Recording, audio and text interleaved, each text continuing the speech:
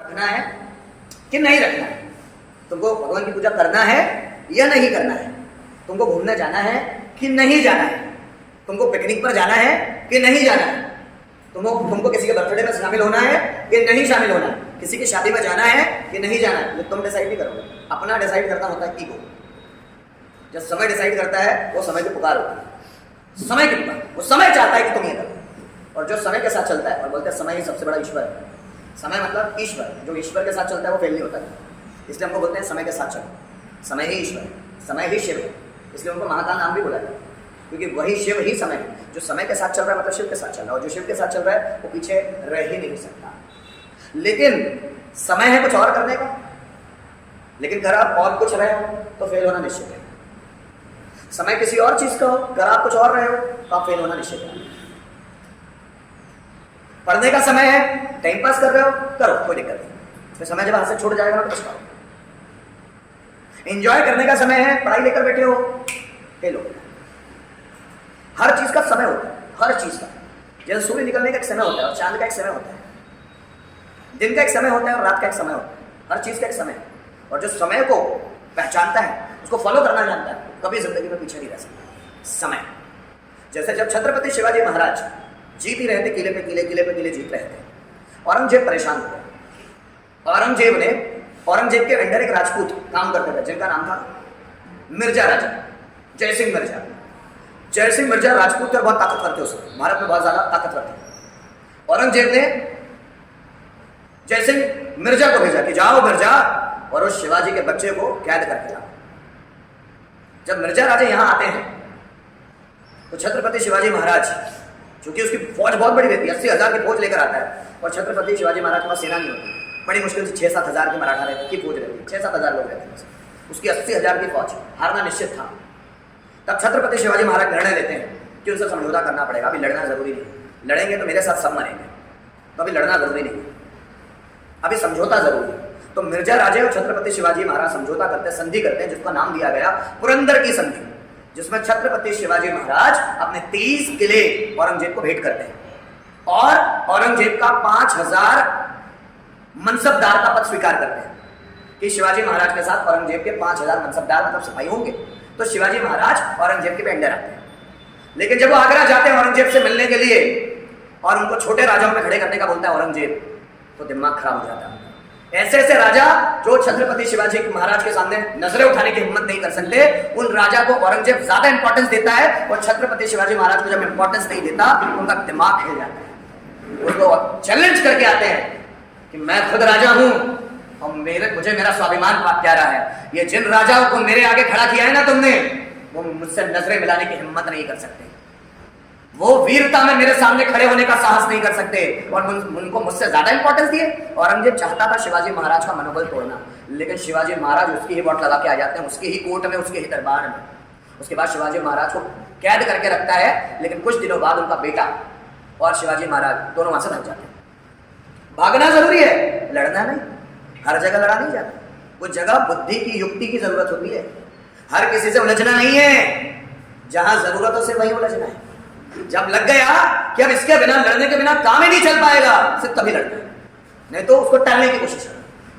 क्योंकि जब भी युद्ध होगा, लड़ाई होगी, उससे शक्तियां खत्म होंगी। आपके परिवार में भी जब ऐसी स्थितियां बने, कोशिश करो अंत तक कि झगड़ा ना हो, क्योंकि झगड़े से परिवार की शक्तियां बिखरती है, परिवार कमजोर होता है, और जो व्यक्ति जितना कमजोर है, जो परिवार जितना कमजोर है, आसपास के लोग उसको अपना फायदा उठाते हैं। इसलिए लड़ना नहीं। अगर एक दूसरे में गिले शिकवे हैं तो बातचीत करके खत्म किए जा सकते हैं। सिर्फ हमारे अहंकार ही है, वो लड़ रहे हैं बस, कि मैं अच्छा और वो बोल रहा है मैं अच्छा, मैं ज्यादा कमाता हूँ, वो बोलता है मैं ज्यादा कमाता हूँ, मैं ज्यादा कर रहा हूँ, वो बोलता है मैं ज्यादा कर रहा हूँ। अहंकार ही तो है जो टकरा रहे हैं। अगर इसको खत्म कर दिया जाए तो झगड़े का कोई कारण ही नहीं। तो छत्रपति शिवाजी महाराज भी वहां से भागे। क्या उनको लोग भगोड़ा बोलते हैं?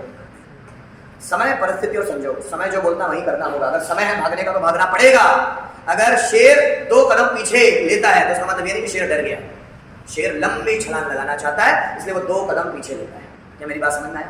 Yes sir. ऐसा मत समझ देना कि शेर ने 2 कदम पीछे लिया मतलब वो डर गया, वो लंबी छलांग लगाना चाहता है, तब भी वो 2 कदम पीछे लेता है। क्या मेरी बात समझ में आ रही है? Yes sir. इसलिए कृष्ण भगवद गीता में बोलते हैं समय, परिस्थिति और संजोग। अगर समय है तो कर डालो, जब लोहा गर्म होता है तभी हथौड़ा मारा जाता है, ना उससे पहले ना उसके बाद में। अगर वो ठंडा हो गया तो आप हथौड़े कितने भी मार ले, वो आकार नहीं दे सकता, वो आकार नहीं बदल सकता। गर्म होगा तभी हथौड़ा मारना होगा। समय, हर चीज का एक समय होगा। क्या बात समझ में आ रही है? Yes sir. बोलने का भी समय होता है और ना बोलने का भी समय होता है। किसके सामने क्या बोलना चाहिए इसका भी समय होगा, और किसके सामने चुप रहना है इसका भी समय होगा।